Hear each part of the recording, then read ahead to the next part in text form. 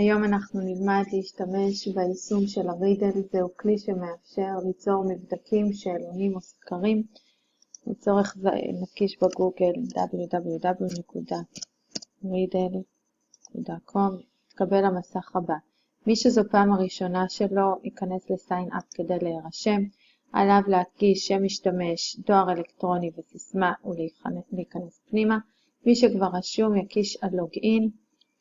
יקיש דואר אלקטרוני וסיסמה וייכנס. כמובן שבמהפעמים הבאות כשמאפשרים למחשב לזכור אז זה נשמר אוטומטי. נכנסנו פנימה. מתקבל מסך עם כל האפשרויות שיש ברידל. אנחנו נתעסק היום באופשן פול, שזה יצירת סקר דעת קהל. במסך הזה יש באפשרותנו לרשום את הנושא שאנחנו רוצים להציג, את שאלת הסקר. לצורך העניין נבחר בשאלה כמה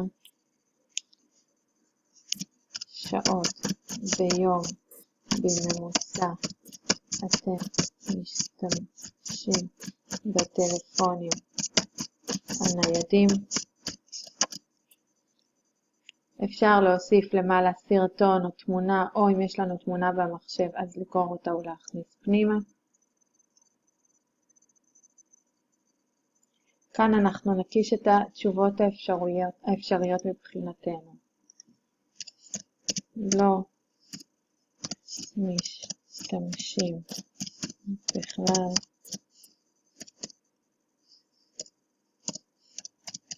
אין לי נייד. אפשרות נוספת בין, צריך ללחוץ, בין 1 ל-3 שעות. אפשרות נוספת, אם אנחנו רוצים עוד אפשרות, לחיצה על הפלוס מייצר לנו שורה נוספת לעוד תשובה, בין 4 ל-6 שעות. ואני רוצה אפשרות רביעית, לחץ כאן, יותר מ-6 שעות.